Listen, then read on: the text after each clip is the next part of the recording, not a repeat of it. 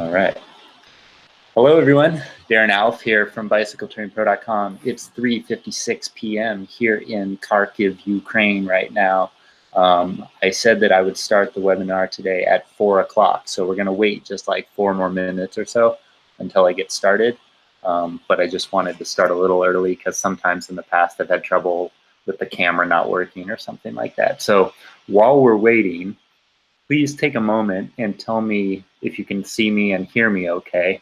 I know that my camera on Facebook is a lot better than my camera on YouTube, and I don't know why that is, but hopefully you can see me and hear me okay. Let me know. Sound is not so good, says Lucian. What is that noise? It's probably you're hearing my computer fan running. Maybe I should move this one over here. I don't know how to get it away from you.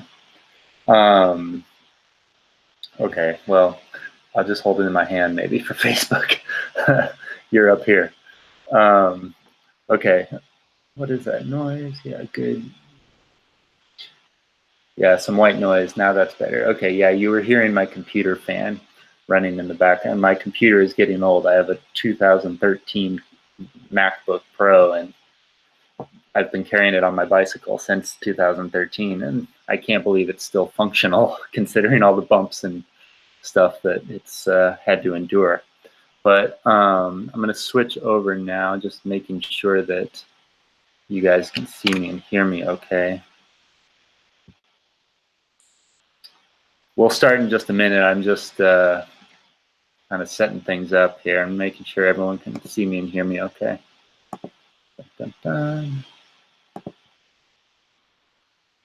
Yeah, while we're waiting, tell me where you are in the world, because I'm in Ukraine right now, in eastern Ukraine, near the border of Russia. And it's pretty cold outside, and yeah, but it's nice. So we'll begin here in just a moment. I'm just making sure that everyone can see me and hear me okay.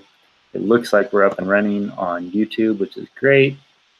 And it looks like we're having no problems here on Facebook, right? Cool. You can hear me okay? The fan noise. I'm holding the camera up higher away from the computer now, so hopefully that's a little bit better. Problems here on Facebook, right? There we are. Cool. Okay. You can hear me okay? Okay. Turn the volume down. All right. So it's just about 4 o'clock. I'll begin here in just a minute. Maybe just wait like 1 more minute here. There's Michael from Skellefteå, Sweden on the live, YouTube live. A couple of readers from Romania. Hello, Wales, UK, Canada, Philippines, Florida, Slovenia, Israel. Whew, all over the place. That's really cool. That's what I like whenever I do one of these things. It's like there's people from all over the place. Hello from Serbia. Yes, everything is good here. Okay, you guys can see me and hear me. All right, awesome. My mom is on the on the Facebook Live. Hey, Mom. Okay, so I see some people are starting to ask questions already, and I do want to take some time to answer your questions. But first, I'm going to begin by talking a little bit about how to start bicycle touring in the new year, and I'm going to do that first. Just before we begin, a quick introduction, I guess. My name is Darren Alf, and I am the Bicycle Touring Pro, for those of you who don't know me. I started bicycle touring in 2001 when I was 17 years old, and I rode my bike from California to Oregon down the Pacific coastline. And I got hooked on bike touring ever since then, because every year since 2001, I've gone on a bike tour in some location around the world. And right now I'm in Ukraine, and I've gone to, I don't know, 70, 80 different countries or something like that all around the world over the last 19 years. And now for the last 11 years or so, I've been teaching people like you, how to conduct your own bicycle touring adventures anywhere in the world. And I do that through my YouTube channel, through my Facebook page, and through my website at bicycletouringpro.com. I've written several books about bicycle touring, which thousands of people have used to help them plan, prepare for, and execute their own bicycle touring adventures. And I also occasionally do some bike tours that you can join me on, and I'll talk about that a little bit later.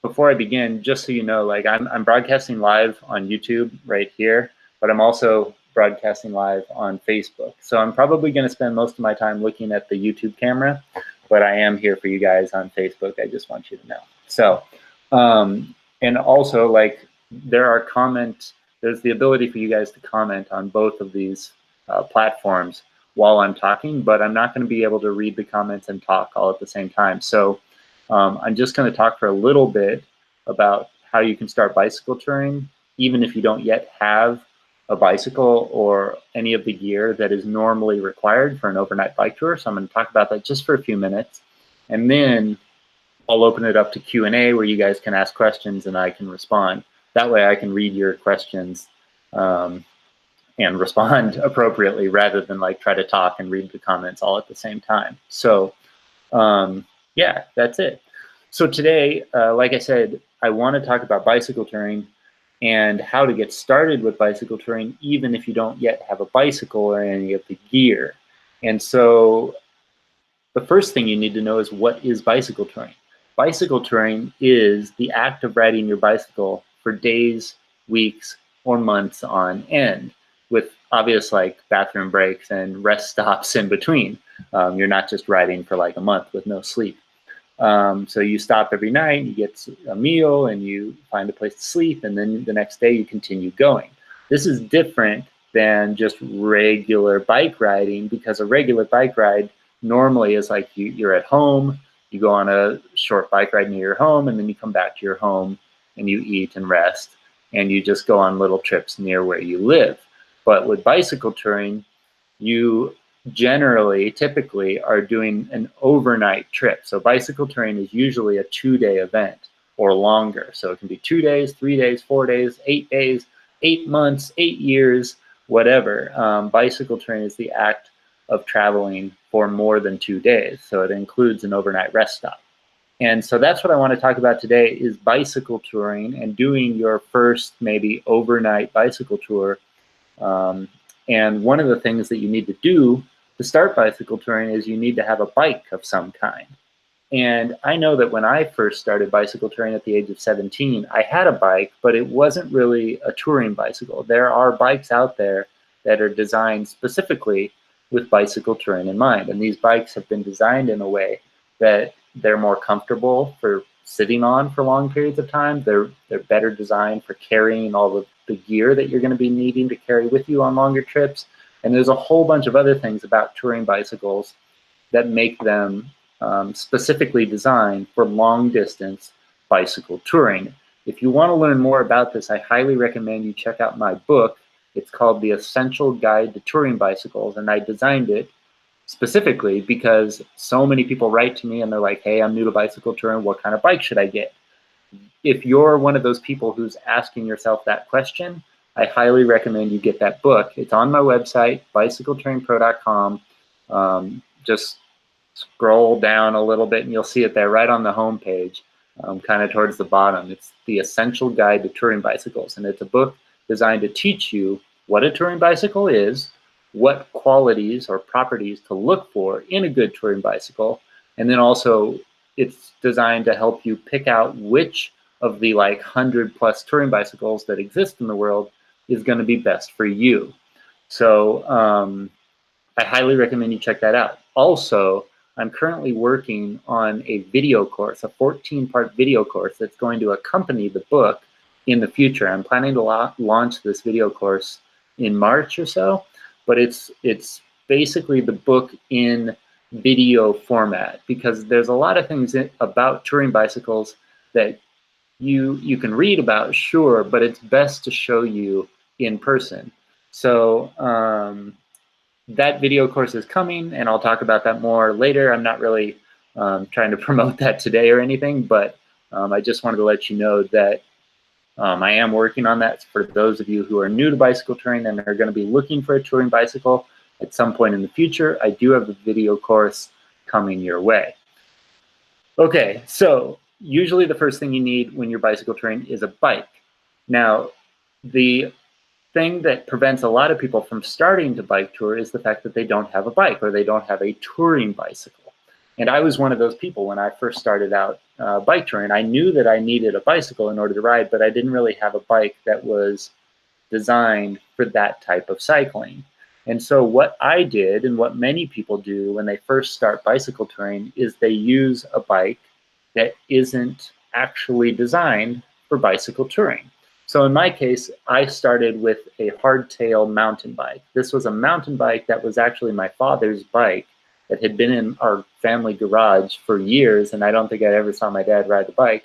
It was just sitting there getting dusty and rusty, and it was a hardtail mountain bike. So it was a mountain bike with kind of fatter tires, knobby tires. It didn't have any suspension, front or back, so it was a hardtail, firm mountain bike. And this is the bike that I used on my first bike tour to ride from Oregon to Mexico down the California coastline. And I used this bike because I didn't have money to buy a new bicycle, and two, because I didn't really know if bicycle touring was like something that I wanted to seriously get into. I kind of figured that I was just going to go off on this one bike trip when I was 17, go for a month, come home and never ride my bike again. I thought that was the plan. But I ended up falling in love with bicycle touring, and after doing 2 bike trips actually on my old, my dad's old mountain bike, only then did I decide that, like, hey, this bike touring thing is something that I would like to do more of, and I'd really benefit from going out and purchasing a touring specific bicycle. So that is my first big tip to you is, like, if you're new to bicycle touring, you don't have a bike, don't freak out or don't think that you have to immediately go out and get a brand new touring bicycle, which is going to cost you $1,000 or more. If you're new to bike touring, I highly recommend you use a bicycle of some other kind, like a hybrid, a hardtail mountain bike. Even some of the road bikes out there can be used for shorter bike tours, and I recommend you do some short bike trips near where you live. So by short bike trips, I generally mean like 2 days, 3 days, 4 days, 5 days, something like that. You want to work your way up. Maybe you could do a week-long or 2-week-long trip on a bike like that. But once you hit that like 2-week mark, if you start planning a bike tour of 2 weeks long or longer, that's when you got to start seriously thinking about purchasing a touring specific bicycle, because there's a lot of things that happen to your body when you ride a bicycle for 2 weeks long or longer. If you are riding a bike that only has flat handlebars, for example, you can suffer from nerve damage from not moving your hands around as you ride. So a lot of touring bicycles have drop handlebars or butterfly handlebars that allow you to move your hands around as you ride so that you don't have any pain in your hands or suffer from any nerve damage. That's just like one example of how a touring bicycle is different from many of the other bikes that are out there. But so that is, anyways, my first big tip to you is, like, use a bicycle of some other kind for your first couple bike tours, and do some short mini overnight bike trips near where you live. Now, if you don't have a bicycle of your own that would work, one of the things that you can do is borrow a bicycle. Like in my case, I kind of borrowed my bike from my dad. Maybe your dad doesn't have a bike, or maybe you don't have any family members, but I'm sure you have a friend or somebody that has a bike in their garage that is currently not being used, and they'd be willing to let you borrow it for a weekend or a week or whatever. I know that if somebody asked me if they could borrow one of my bikes for a weekend trip, I would gladly give it to them. So that's something that you can totally do, and that's a great way to get started with bicycle touring without having to go out and immediately spend a whole lot of money. Now, let's say you want to do a bike tour of some kind, but you don't want to go out and purchase all of the racks and panniers and the touring specific bags that you usually find on a lot of touring bicycles. If you've visited my website at Bicycle Touring Pro, just look at the homepage photos. You'll see that the people riding those bicycles have these like backpack sized bags mounted on the sides of their bike.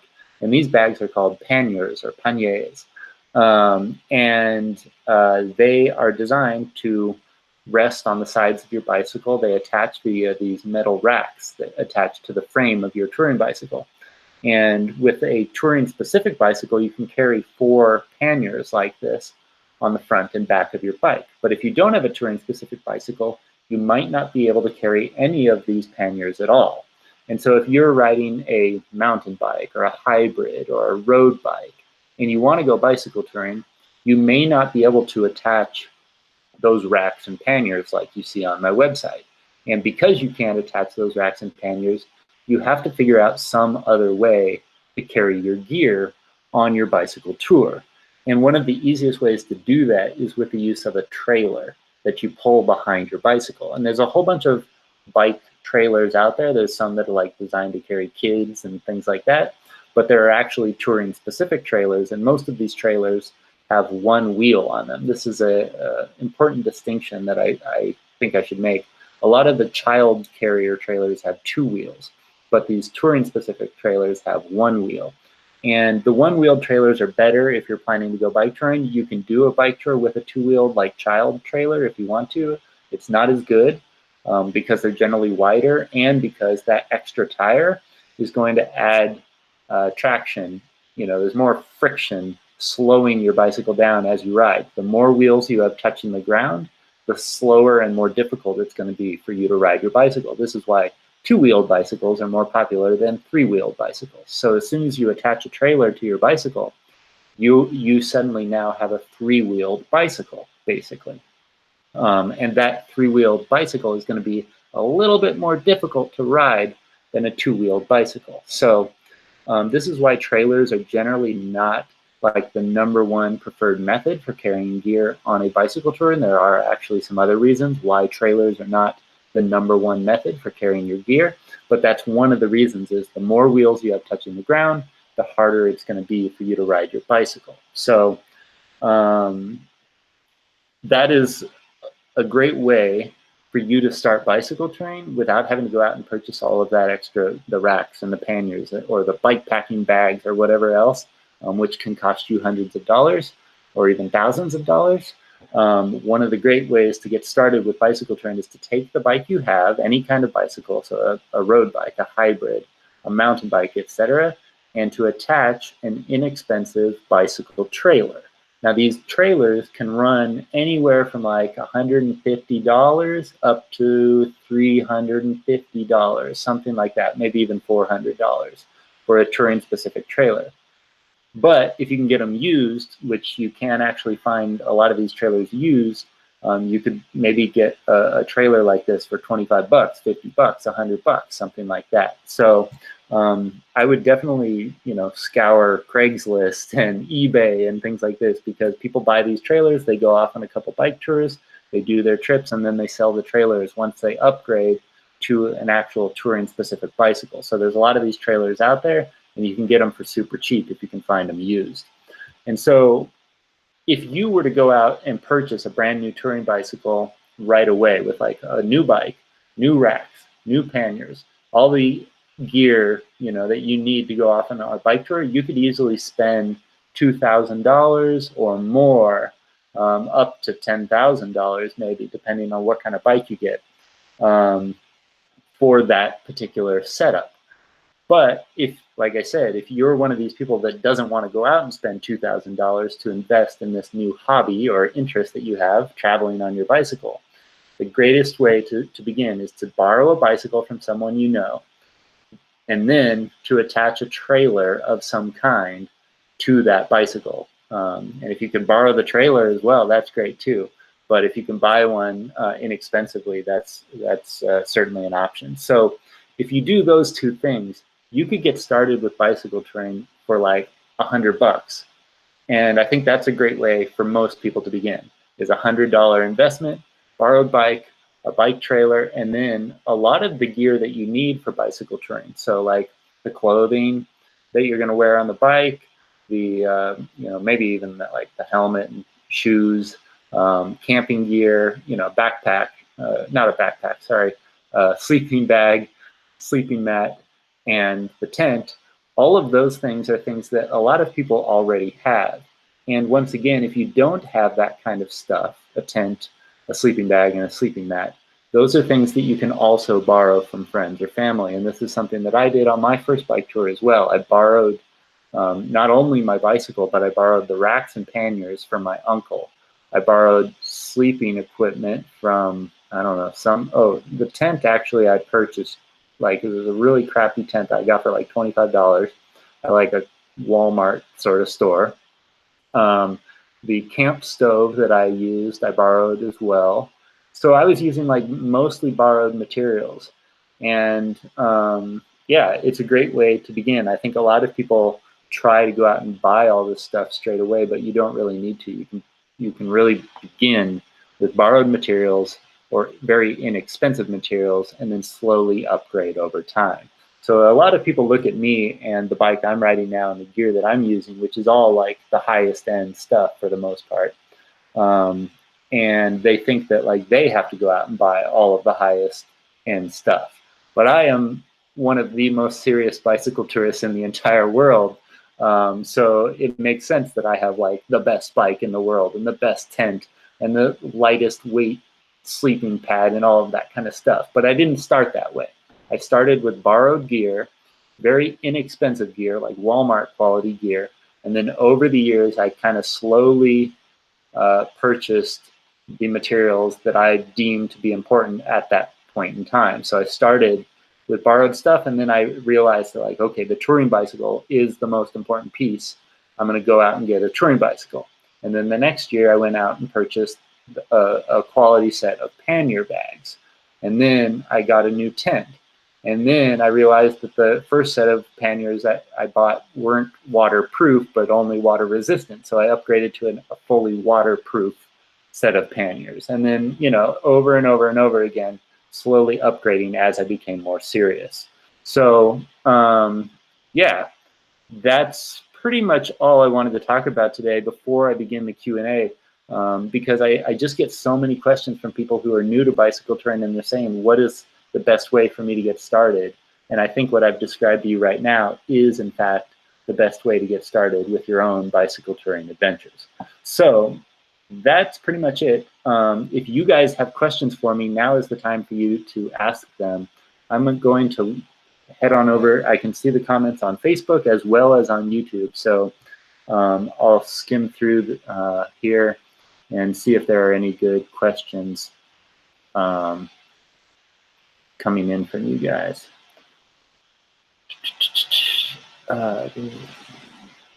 Yeah, Alan Smith Gaming says, we use panniers even for day trips, tools, snacks, and camera gear.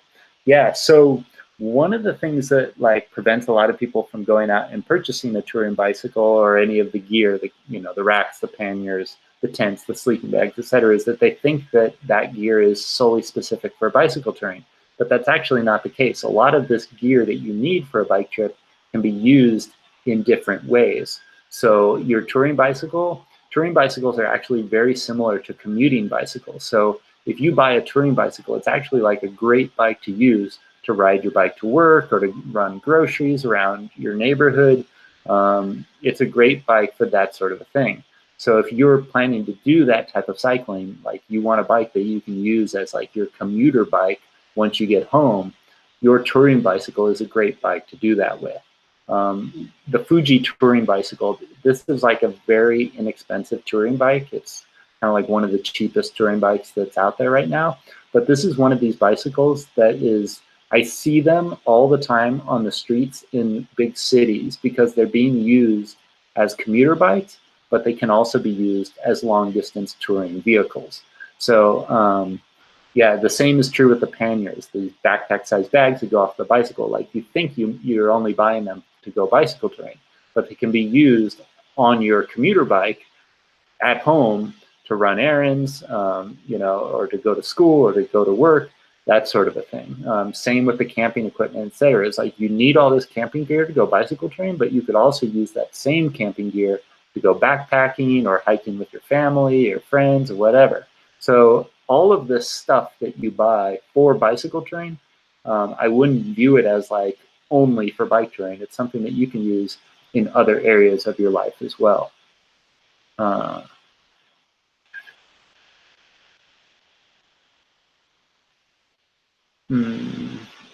Forrest says, do you recommend an online retailer for touring gear? I'm thinking small business types. Well, the one online website that I recommend to people all the time, it's called biketourshop.com, biketourshop.com.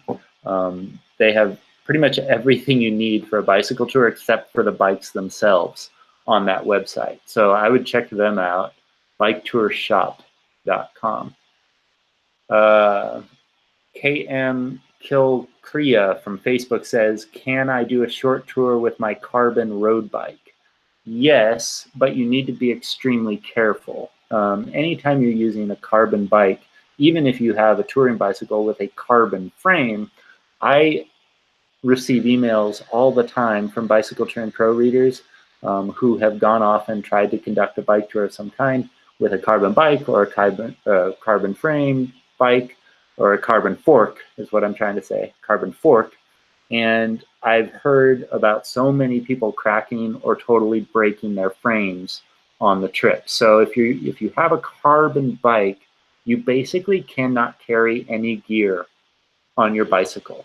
This is the downside to buying a carbon bike, is it's super light. It's great for road riding, but it's not great for touring, where you're going to be required to carry a whole bunch of extra gear, you know, food, clothing, toiletries, camping equipment, etc. on your bicycle. You really don't want to use a carbon bike for that particular type of trip. Now, there is this thing called credit card touring. It's a type of bicycle touring where you travel with basically like a credit card to buy things along the way, and basically just like a few changes of clothes, like some rain jacket. You know, you might just have like a little handlebar bag on the front of your bike that has your jacket, your camera, your wallet in it, and a little bit of food, and that's it. That's a credit card style tour. And so instead of camping every night and carrying all this heavy camping gear, you pay to stay in a hotel each night. And instead of carrying, you know, all the clothes and all this stuff, you travel extremely light. So if you were to do a credit card style tour, you could totally do that on a carbon road bike. But I wouldn't recommend you go out and put a whole bunch of racks and panniers or tow a big heavy trailer with your carbon bicycle. It's something that could potentially ruin your bicycle or destroy it completely. Another question, similar question, is how about full suspension bike? Can I tour with it?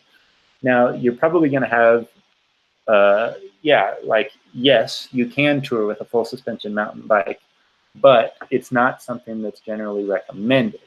And that's because the suspension makes you less efficient out there on the road. If you're planning like a mostly off-road bicycle tour that's going to be like downhill or something, then you could use that full suspension mountain bike and it would be great.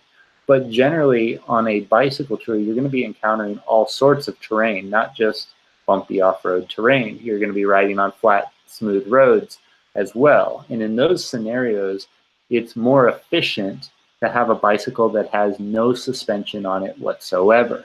This is why 99% of the touring bicycles out there don't have any suspension on them. It's because that suspension, as you pedal, actually makes you less efficient, and it's going to actually, over the long run, make it harder for you to ride your bike.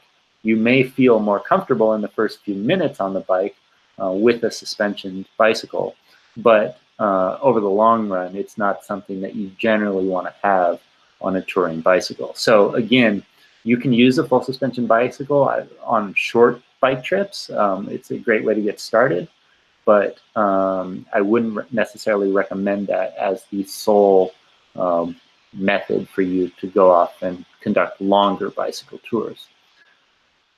Okay, question. Okay, so another, Prathamish Shishrokin says, backpack, question mark, question mark, question mark. This is probably the #1 rule of bicycle touring. So with a bicycle tour, you have all this gear that you need to carry with you because you're going on such a longer bicycle trip. Food, clothing, camping gear, etc. And a lot of people are tempted to use a backpack in the very beginning. The backpack, maybe like you would use on a long distance backpacking trip to carry all of your gear. But this is actually like rule number one of bicycle touring is you don't want to put anything on your back, or at least anything heavy, because backpacks make you hot, sweaty, and sore, especially when you're carrying them for long distances. And I have seen people using big, heavy backpacks on their bicycle tours. It is possible, but it's not fun, let me tell you that. I challenge you to like load up a big, heavy backpack right now and just ride to your local supermarket, like, and put some groceries in there and come back and to your house. Like, now imagine doing that, but for like 1,000 miles or something, you know, like if you were to do a really long distance bike tour. Imagine carrying all of that weight on your back. I think you'll very quickly agree that it completely sucks to carry that much weight on your back, and you wouldn't want to do that for a long period of time.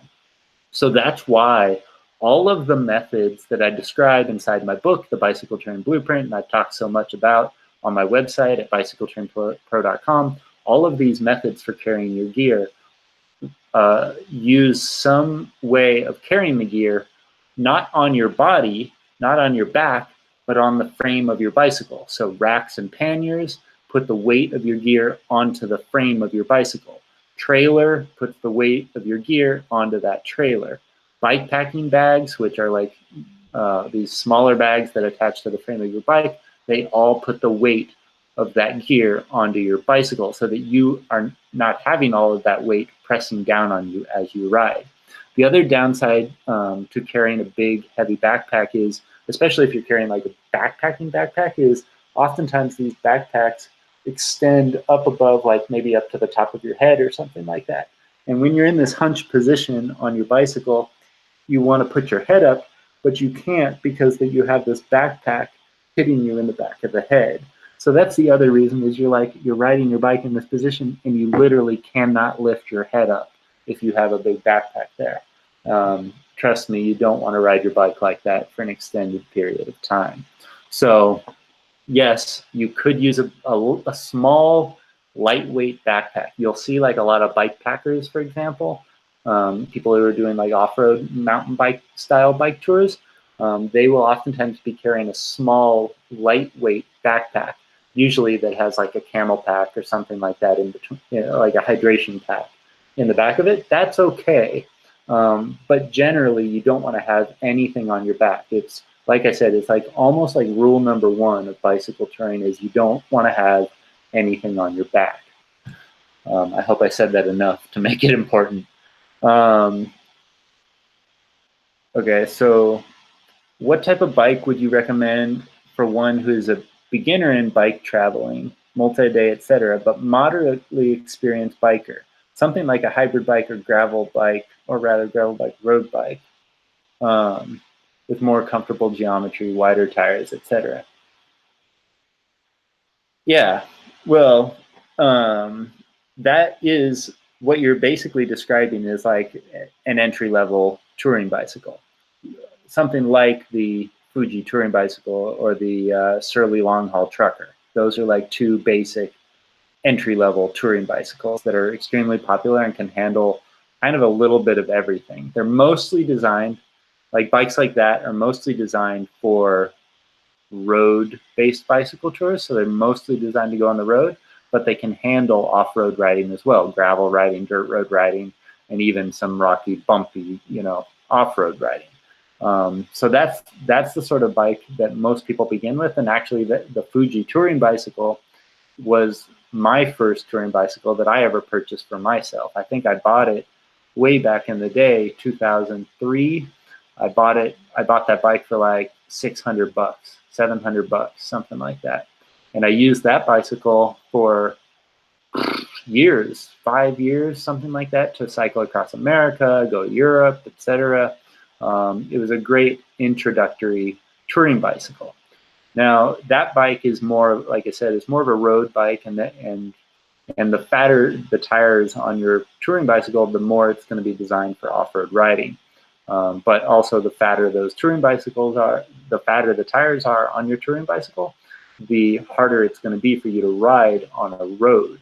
So you have to decide when you're picking out your bicycle exactly which type of touring bike is going to be best for you and the type of bicycle touring that you plan to conduct. That's what I talk about inside my book, the Essential Guide to Touring Bicycles. I tried to help you narrow down all of these different touring bicycles that have different size tires and are designed for different types of riding, so that you can find the bike that's going to be best for you and the type of bicycle touring that you plan to conduct most in the future. So it's kind of tricky, because a lot of people want to get a bicycle that can do everything.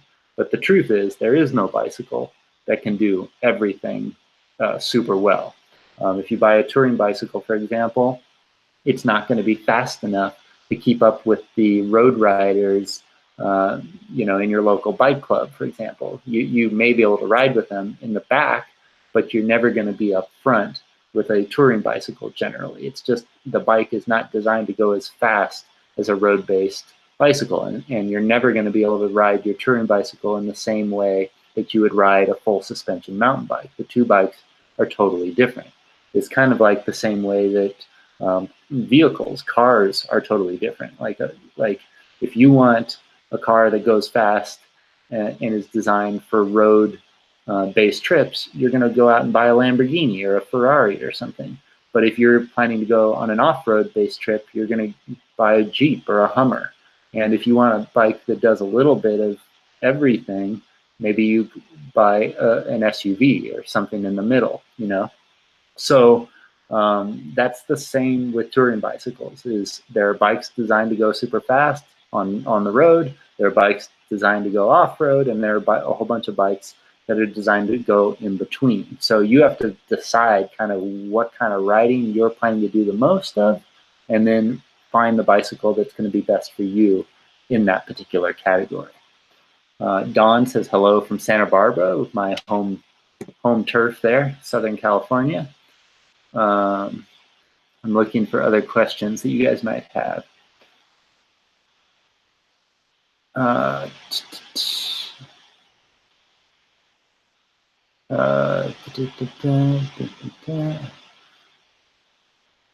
Yeah, someone's asking about vaccines. Every country is different depending on where you go and stuff. They have recommendations for which vaccines you get. I should just say there are recommendations and there are requirements. There's a difference. A lot of countries will list a whole freaking buttload of vaccines that they recommend, but you don't necessarily have to get them all. Usually there's just a few. There might just be like one that's required or something like that. I have never had to get a vaccine for any of the trips that I've taken, but there's been a few close calls because like when I was going to South America, for example, there were some countries, like I think it was like Venezuela or something, was requiring like yellow fever vaccine, but I didn't go to Venezuela, so I didn't need to get it. But anyways, yeah, you basically just have to do some research beforehand if you're going to a new country or whatever. I don't really want to talk about the specifics of vaccines and all that kind of stuff.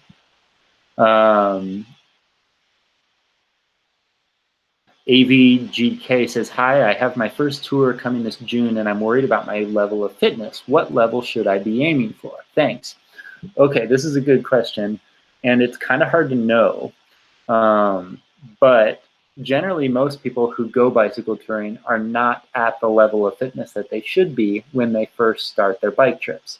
And this is why I always recommend people that if you are starting a new bike tour, you always start your first day very, very light. Like you want to do half the distance you're normally going to do on the first day of your trip. So if you're normally going to ride 50 miles in a day or 50 kilometers in a day on your bike tours, your first day should be like 25 miles or 25 kilometers. If you're going to ride 100 miles per day on your bike trip, on average, you should do like 50 or 40 or something like that on your very first day on the road. You want to start very easy and then slowly build up. You don't want to go like you don't want to, if you're planning 100 miles a day on a week-long bike tour, you don't want to just start out at 100 miles, boom, boom, boom.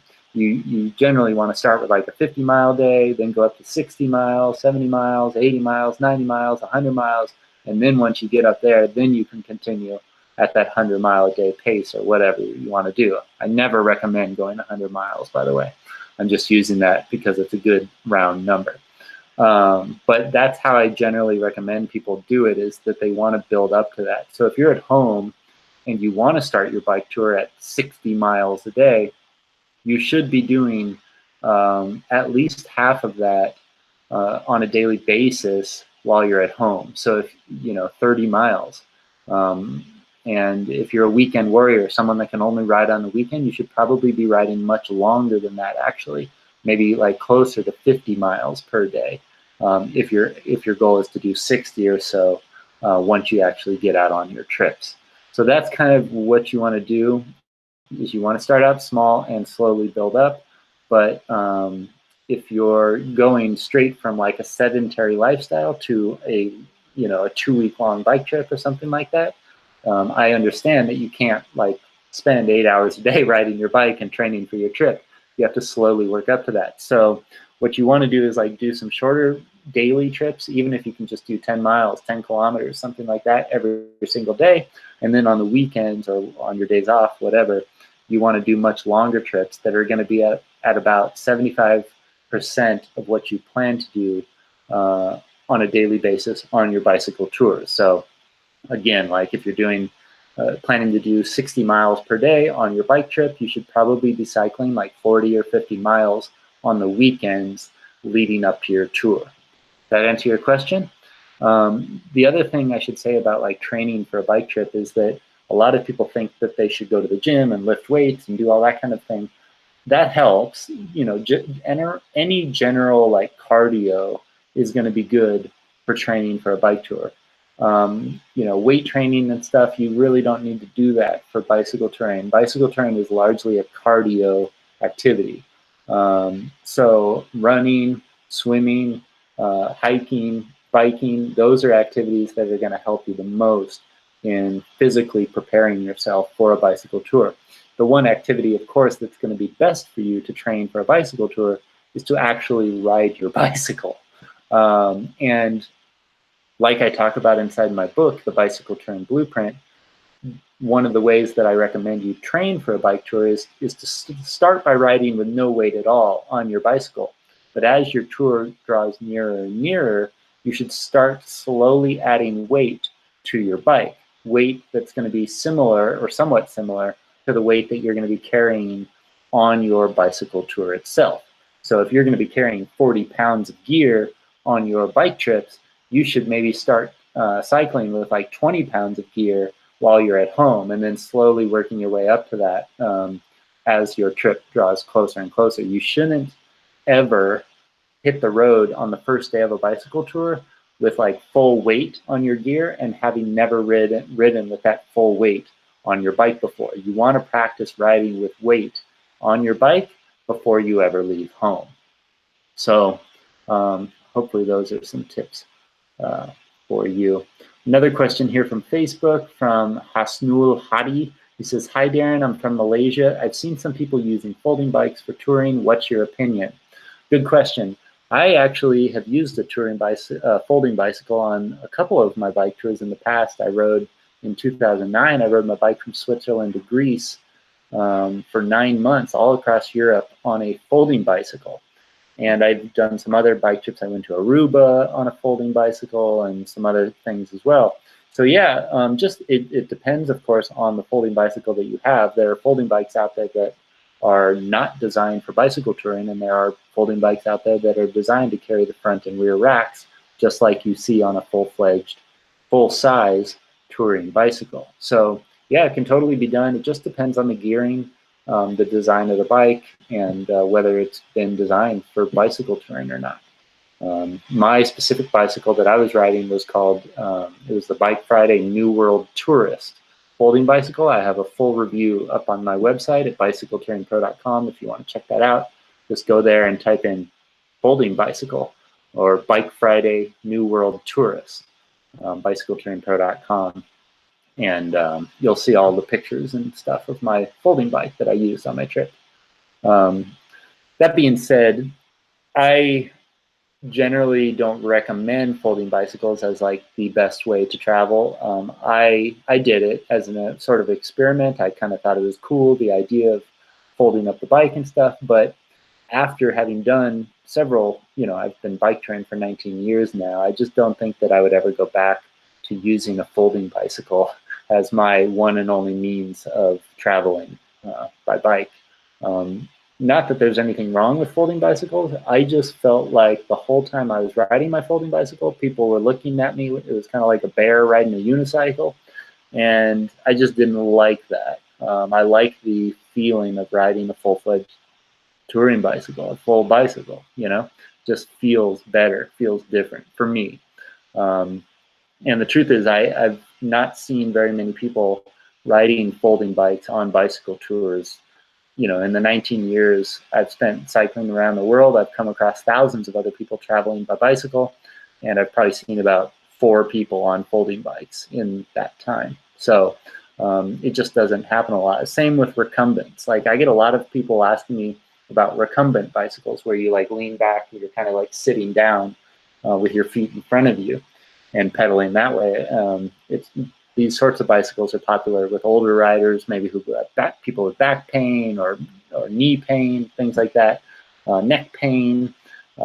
Recumbents are a popular choice. And I always get questions from people saying, why don't you talk about recumbents? Why don't you talk about recumbents? And part of it is because I've never done a trip on a recumbent, but also because I never see anybody touring on a recumbent. I know that there are people out there that do tour on recumbents, but in 19 years of biking around the world, I've never seen anyone on a recumbent bicycle, ever. So yeah, full-size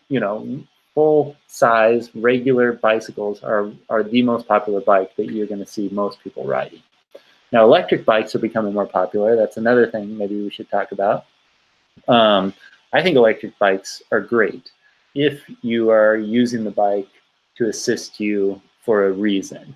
Now, if you're just lazy and you don't like pedaling up hills, maybe electric bicycles are not like the best choice.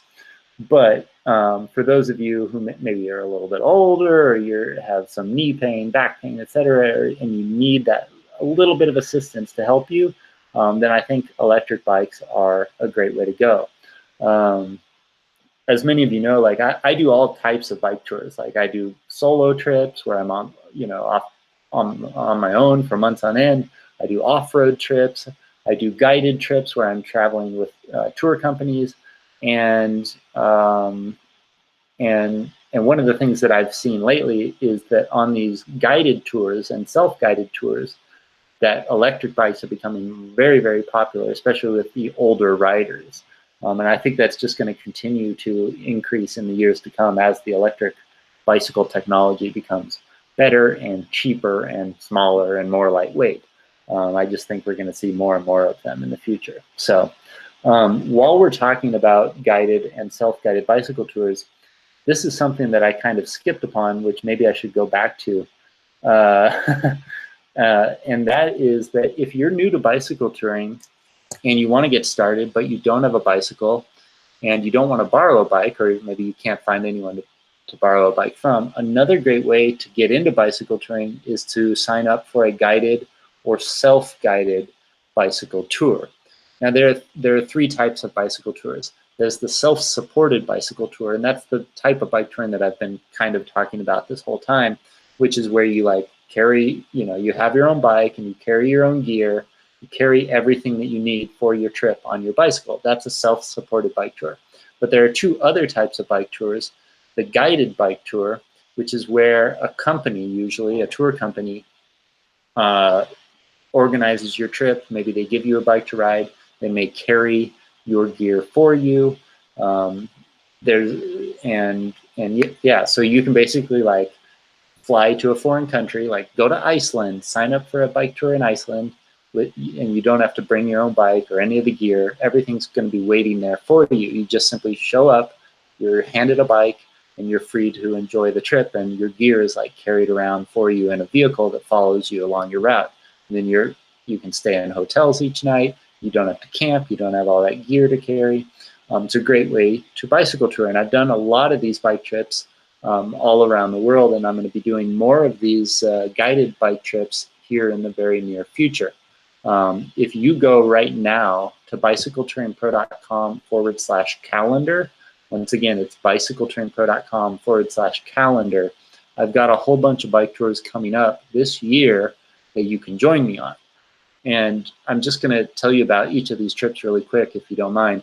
In April, which is coming up very, very quick, I'm doing a trip in France, in Provence, France, with a tour company called Belle France. This is a self-guided bike tour. So it's a little bit different than a guided bike tour. There is no guide that's going to be escorting us along a route. Instead, we're kind of like handed a treasure map from the tour company. And on this treasure map are all of the hotels that we're going to be staying at. And on this treasure map is the route that we're supposed to take from one hotel to the next. So I'm doing a treasure map style tour in France. And this is a 7-day like high-end luxury tour where we're going to be staying in really nice hotels and eating like 5-star French cuisine and that sort of a thing. I think it's going to be really great. If you're interested in joining that trip, again, all the details are on my website at bicycleterrainpro.com/calendar.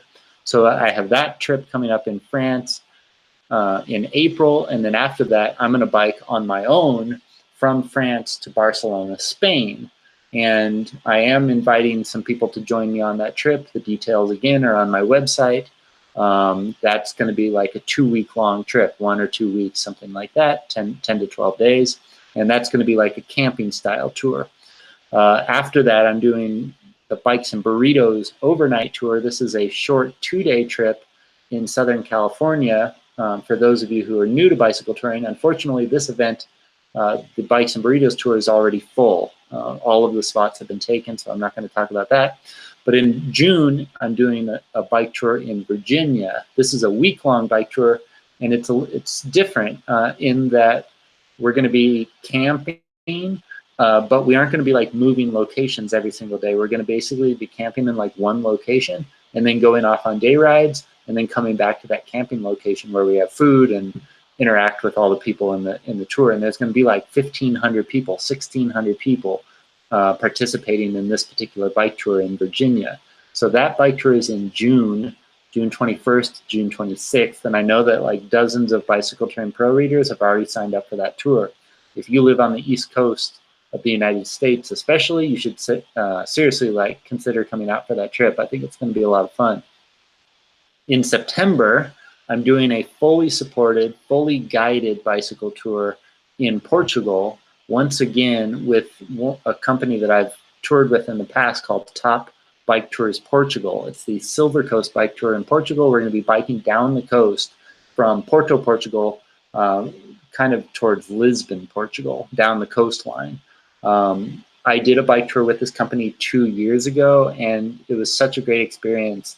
Not only is the scenery spectacular, but the people at the company, I think, are like top notch. I just really enjoyed their company, so I'm pretty excited to go back and do some more touring with them. And then finally, I just announced, just like 2 weeks ago, the fact that I'm going to be going to New Zealand on another guided bike tour with a company down there called Adventure South New Zealand, and I'm doing the Great West Coast Cycle Tour from January 13th to 21st in 2020. And that as well is another bike tour that you can join me on. So if you've ever dreamed of cycling in New Zealand, you should seriously consider coming out and cycling with me in January of 2020. So all of those bike tours are examples of bike trips that you can go on with like no bicycle. You just tell the company like, hey, I'm coming from Canada, or I'm coming from the UK, or I'm coming from America, or wherever. I'm coming to participate in your bike tour. I need a bike. They'll give you a bike, and then you're free to enjoy the trip, basically. And all the food and the lodging and the route and everything is taken care of for you. So if you're new to bicycle touring, doing one of these sorts of trips is a great way to get started. My friend Rob, who you may have seen in like a dozen of my videos or more, he's a teacher from Canada, and he heard about bicycle touring and he was like, oh, I want to do this, but I don't want to do it by myself. And so back in 2012, he signed up for this bike tour in Switzerland that I was also on at the same time. And so he signed up for the trip, not because like he didn't have a bike or any of the gear, but he signed up for this bicycle tour because he just wanted to go bicycle touring, but he didn't want to do it alone. So going on a trip like this, a guided bike trip or a self-guided bike trip is a great way to get started with bicycle touring if you don't have the gear, or if you don't want to go bike touring alone and you want to just jump in and go cycling in a part of the world with people that are like-minded as you, that are also interested in cycling and travel and that sort of thing. So just another thing that I wanted to talk about while I've got you here is that guided and self-guided bicycle tours like the kind that I have on my website at bicycletouringpro.com/calendar are a great way to get started with bike touring if you're new to the activity.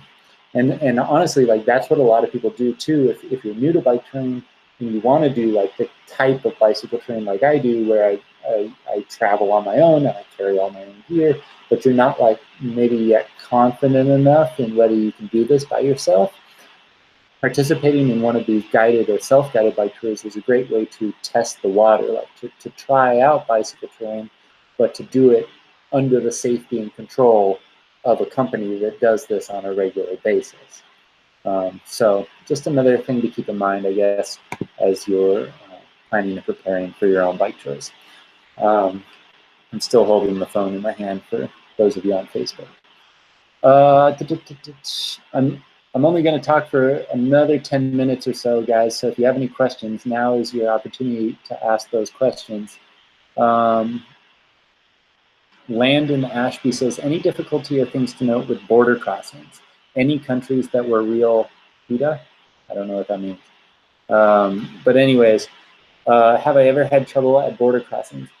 Yes, but nothing serious, to be honest. I don't even know what year it was, 2015 or something like that, I was crossing from Poland to Ukraine on my bicycle, and for whatever reason, they said that I couldn't cross the border on my bicycle. This is somewhat common, but somewhat not. Some border crossings in the world do not allow bicycles or pedestrians, so you have to sometimes do your research to know in advance where they allow bicycles and where they allow pedestrians to cross. Other countries, they may have a rule like Ukraine did at this time. This was during the Crimean War, so I think the rules were different than they are now. But at the time, they were not allowing bicycles or pedestrians to cross the border. So what I had to do was I had to wait at the border and try to get somebody driving a car to put my bike and me in their car, a complete stranger, and cross the border together, and then drop me off on the other side of the border. It took me about 2 hours to get across the border. Had to ask about 100 people for a ride, but I did eventually get someone to let me cross the border with them in the car. So I've had trouble like that. I've had border patrol officers try to like look inside my belongings, which I don't think they're technically allowed to do in some places. So like I was crossing from South Africa into Swaziland, and they wanted to know, the border officer was asking me, do you have a camera? Do you have a computer? Do you have any electronics with you? You know, how much money are you carrying? Those sorts of questions.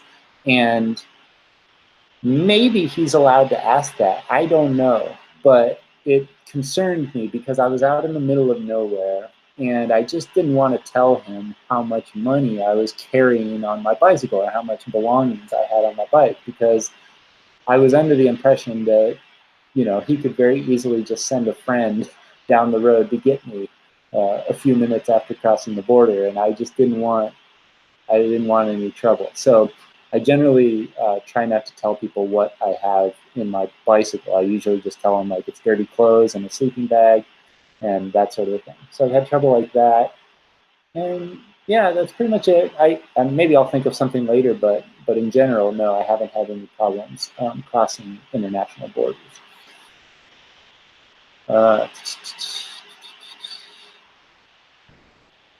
I'm reading, seeing if there's any other questions out there. What about the Trek 920? Yeah, it's a bicycle that's growing in popularity. The 920 is for off-road riding, whereas the the 520 is more of a road touring bicycle. So you have to decide which type of bicycle is going to be best for you. If you're planning more of an off-road based bike tour, then the 920 may be a very good choice. Tom Norton says, will be traveling in rural Poland? Any language problems? Yeah, so I've spent about 6 months traveling in Poland myself. It's probably one of my favorite countries, not from a cycling perspective per se, but just from a people perspective. I really like the people in Poland. I've met nothing but good people in Poland. Any language problems? Yeah, I don't speak Polish. And the young kids, the kids are gonna pretty much all speak Polish, but the adults maybe not so much. And yeah, but don't worry. Like I travel all sorts of. Like I'm in Ukraine right now.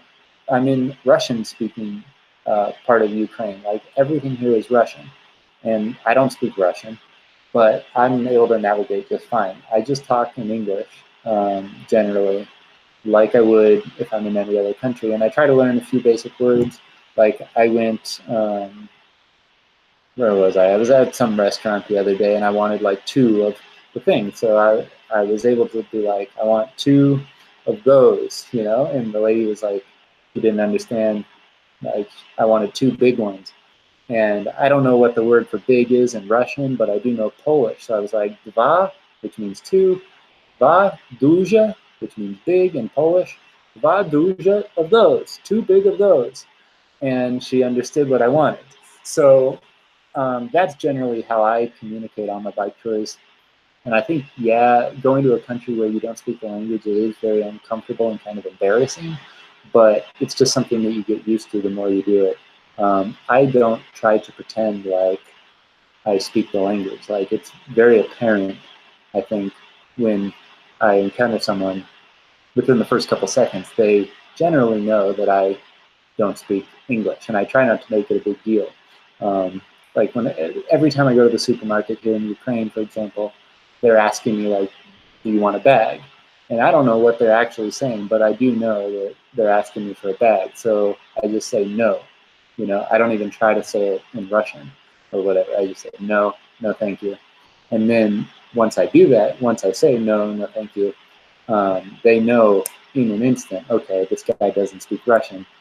He's speaking some other language. So that's kind of the way that I approach it, is like I very quickly and easily tell them in like a subtle way like that I'm not a native speaker. Tom S says, just bought your book. Will you autograph? Yeah, normally I will autograph my books, but the problem is I'm in Ukraine right now, and the books are mailed from Southern California. I have someone else who mails the books for me when I'm away and traveling. So if I was home, yes, I would autograph the book for you, or if I meet you in person, yes, I would gladly autograph the book.